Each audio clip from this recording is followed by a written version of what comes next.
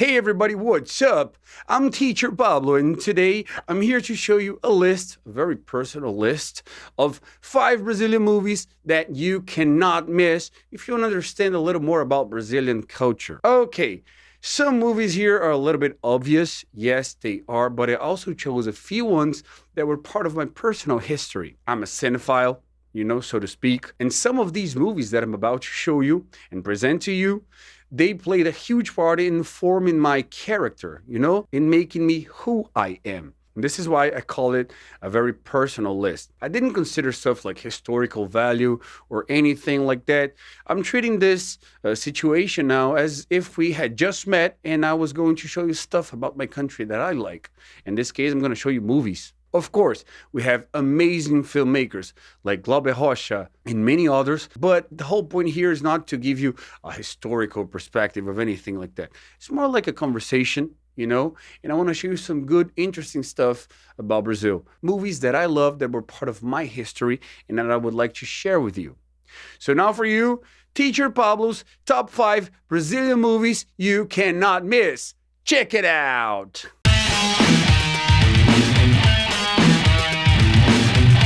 The first movie in this list is called Minha Mãe é uma peça, or in English, My Mom is a Character, okay? It was written by the lead actor of the movie, the late Paulo Gustavo, which left us due to COVID complications. And this is one of the reasons why I started this list with this movie.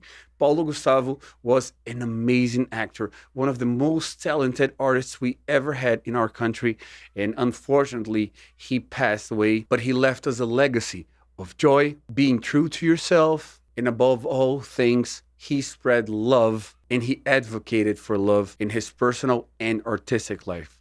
He's someone we all respect very much, and this respect is really well deserved. This is not just an indication of a movie. This is also a tribute to a great artist and great human being.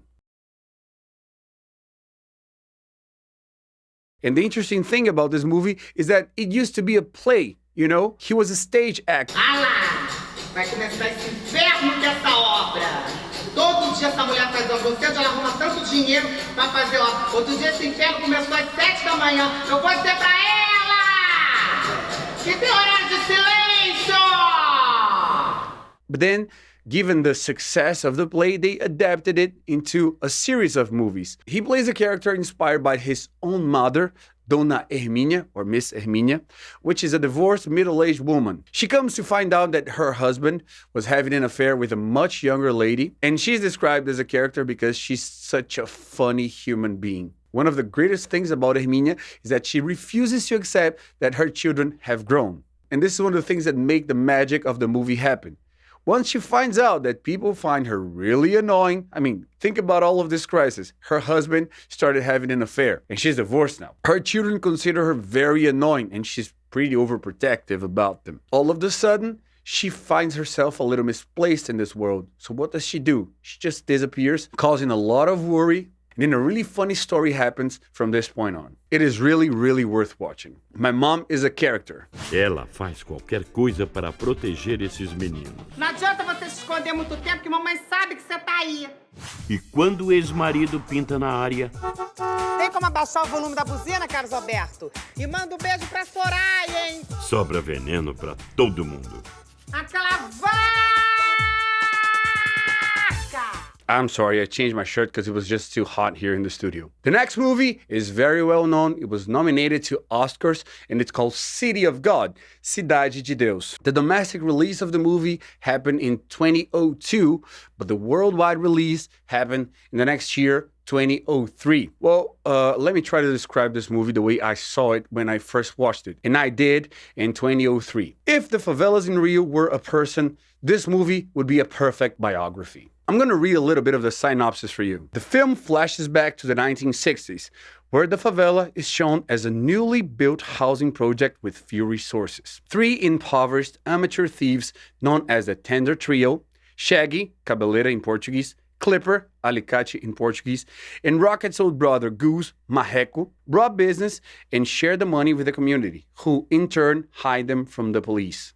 Little Dice, Dadinho, a young boy, convinces them to hold up a motel and rob its occupants. Watching City of God, for people in Rio, is probably like looking in the mirror. And for foreigners, watching this is like, how the hell did you let this happen? Because yes, most of the social problems that happen in Brazil, we let them come to be. But if you understand these problems from the human perspective, this is the movie that you need to watch. And right now, I'm seriously considering watching it again because it's been a while since I watched it, and in my opinion, this is a masterpiece. City of God, Cidade de Deus. Os moleques do Caixa Baixa eram bando de meninos que não respeitavam muito as leis da favela.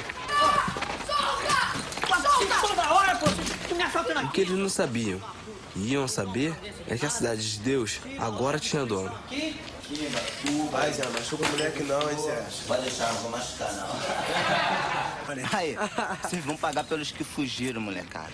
The third movie is called Lisbela e o Prisioneiro, Lisbela and the Prisoner. It was directed by Gael Arraes and based on a 1964 play by Osman Lins. And the film tells the story of a guy, Leleu. You know, he's a trickster, he's an adventurous guy, a player, but he falls deeply in love with the dreamy girl, Lisbela, who loves to watch American films and dream of romances such as those. The story takes place in the 20th century, like late 1960s in Pernambuco, our northeastern state in my country. Lisbela is engaged to another man when Leleu arrives to the city. I think you can pretty much tell the rest of the story. A deusa da minha rua tem os olhos onde a lua costuma se embriagar.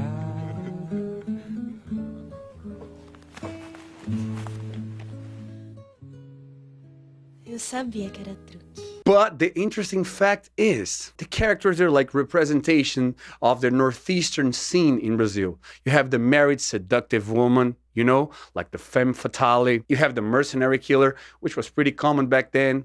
Yes, shamefully enough. The powerful chief of police, the guy who moved to Rio and comes back with an awful carioca accent, at least trying to emulate one. And the soundtrack. Man, the soundtrack for this movie is just killer. I would spend hours listening to the soundtrack CD. You have from Sepultura to Elza Soares playing superb versions of popular Brazilian songs. Pedaço de mim, grande amor não se acaba assim, feito espumas ao vento. Mas então você tá já se acabando. Não é coisa de momento, raiva passageira, mania que dá e passa, feito brincadeira. Oh, the next one. Well, I don't think anyone would recommend this movie. Like, seriously. It's kind of trashy.